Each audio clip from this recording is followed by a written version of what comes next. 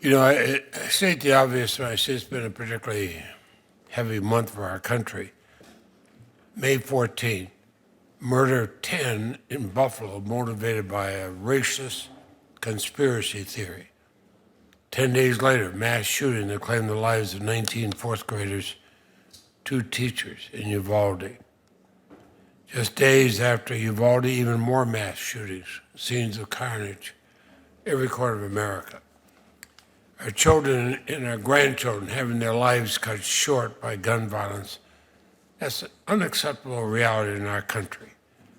Firearms becoming the leading cause of death among children, the intolerable reality in our country, something other countries do not have to face. I think it's time that everybody acknowledge the reality and do something about it.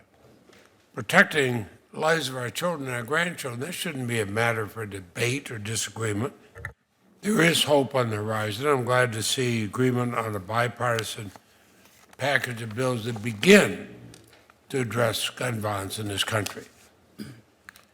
It's a good start. I wish it went further, but I know how difficult it was for them to get there. I am particularly encouraged the agreement includes key provisions for my bill, the Stop Illegal Trafficking in Firearms, which I've been working on for the past 10 years with Senator Durbin and Senator Collins. This bipartisan legislation will help combat straw purchasing, something that law enforcement all over the country tell me is important. I know there's no single answer, but we've got to do better for our children. When I was a prosecutor, every time there was a shooting that resulted in a death, I went to the scene, whether it was 3 o'clock in the morning or 3 o'clock in the afternoon. I've never gotten those scenes out of my mind. I can recount every single one of them, every single second, every single thing I saw. And that was a tiny fraction of what we're seeing today. So Chief Williams, thank you for your testimony on behalf of the Major Cities Chief Association. They want us to update the law. They want us to ensure federal prosecutors can hold straw purchases accountable. I hear that from the police in my state. What kind of, tell us about the dangers, the real dangers these straw purchases create. So thank you for that question, Senator. At the end of the day, as I previously mentioned, I have had 9 officers shot in 6 months. These individuals that are shooting my officers are not legally purchasing firearms. They are purchasing them illegally, whether it be straw purchases, ghost guns, you name it. It's creating a dynamic that's not just impacting the youth and the young people in our community, it's impacting law enforcement. And sir, if I may, you mentioned the trauma that you are recalling as you go to those scenes.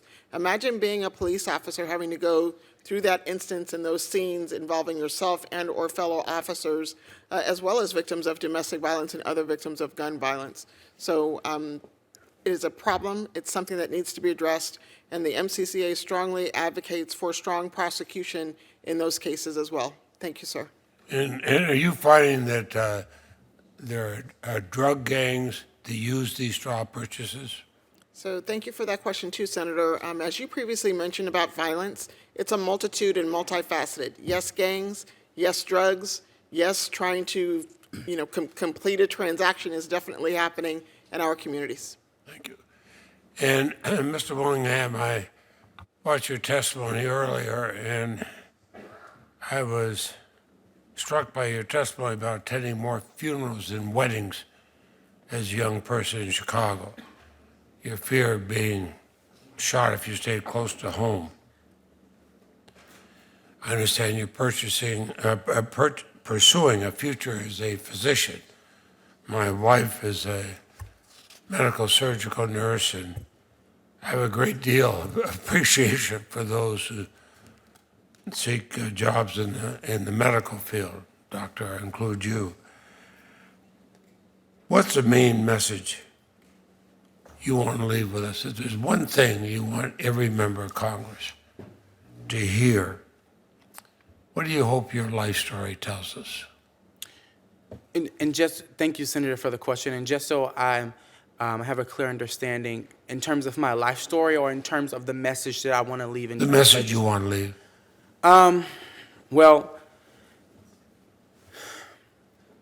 if I can just start off by saying it, as Chief Williams mentioned, gun violence and violence itself is a multifaceted issue. And there are multiple ways to tackle it, multiple avenues that we can take. And mental health is definitely a big concern and has been, especially through the pandemic. However, I don't think that mental health, it's a problem, but I don't think it's the core problem of the problem. That's what, why gun violence is so prevalent. The problem is, committee members, is that the mental health professionals that are present in communities that are suffering from gun violence all look like you. They don't look like me. They don't look like other people of color that have been through mental health trauma. They look like you guys that are esteemed, coming with affluent backgrounds. They don't look like me, people who can secondhand attest and have faced that sort of trauma.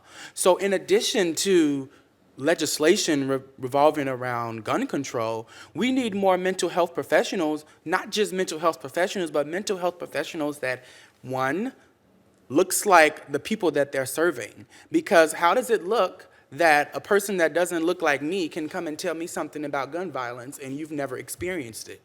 You don't know the first thing about gun violence, and you don't know the first thing of how it feels to be affected by it. And you're not living in the community. You have never dealt with it.